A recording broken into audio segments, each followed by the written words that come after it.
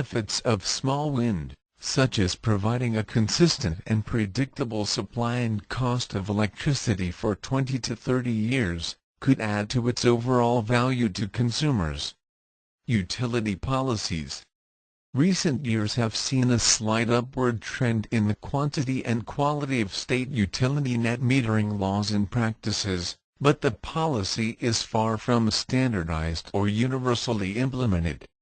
Grid interconnection rules and procedures will also have an increasing effect on the industry as the market continues to shift toward grid-connected systems.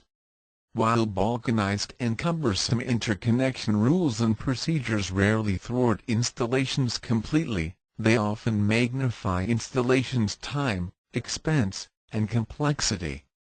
The National Fire Protection Association will likely create a section in its National Electric Code specifically for small wind. Building-mounted turbines. In 2008, approximately 200 units were sold to be used for urban or rooftop applications in the U.S., 17 representing less than 250 kilowatts of installed capacity. This number still represents less than 2% of the U.S. small wind market, but a slight increase over the approximately 100 units sold in 2007. This was due to affordable wind turbines coming into the marketplace with its helical, vertical, axis wind turbines. At least 2 other U.S. companies manufacture or plan to manufacture building-mounted models, a high proportion of which are a vertical axis configuration. Investment. The past 3 years have brought over $160 million in external private equity investment to over 18 manufacturers worldwide, about half of which are U.S. manufacturers. This investment was an important driver in the industry's recent growth.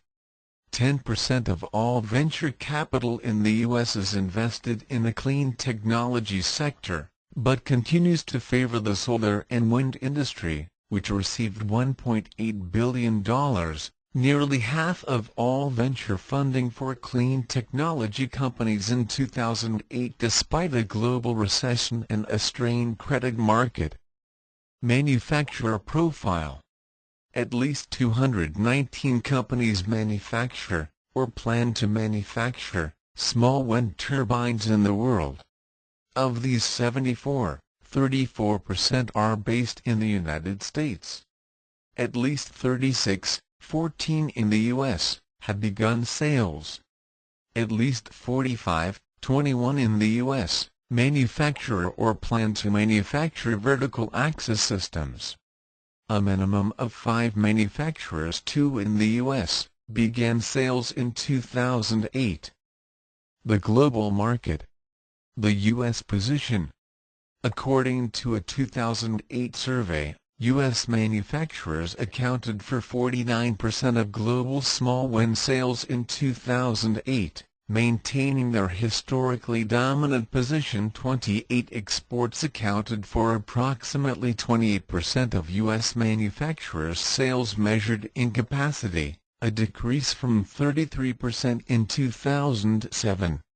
An overwhelming majority, 94% of units sold in the U.S. in 2008 were produced by U.S. manufacturers, though this is a slight decrease from 98% in 2007.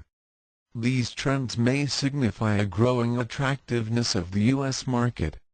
U.S. state and government incentives have begun to catch up with those of other major turbine-producing countries.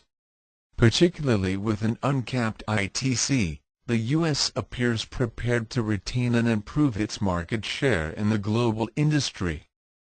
To solar photovoltaics. Growth. In as little as 3 years, the U.S. small wind turbine industry could match the 2007 record growth of the solar photovoltaic PV industry in terms of annual installed capacity.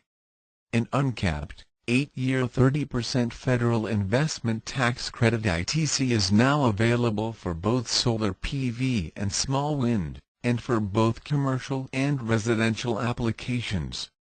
The federal government now provides nearly identical incentives for the two industries, except that the solar tax credit can be used by utilities.